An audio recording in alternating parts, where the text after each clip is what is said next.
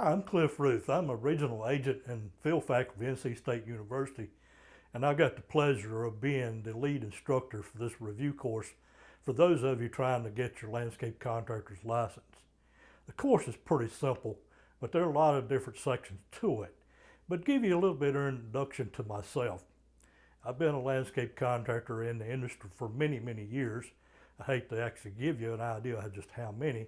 But years ago, when I was in the middle school, my 7th grade math teacher kind of introduced me to landscaping. Now you would think, how is he doing that? Well, Mr. Bagwell was a little different instructor than ordinary math teachers.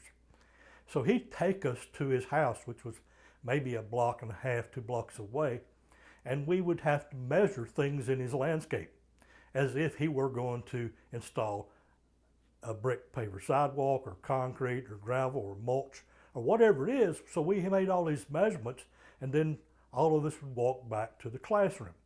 So his idea was to help young minds connect that math that we were learning with a practical aspect.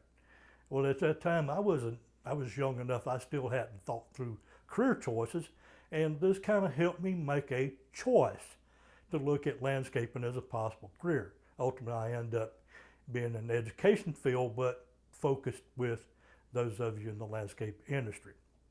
And just a few things about the course.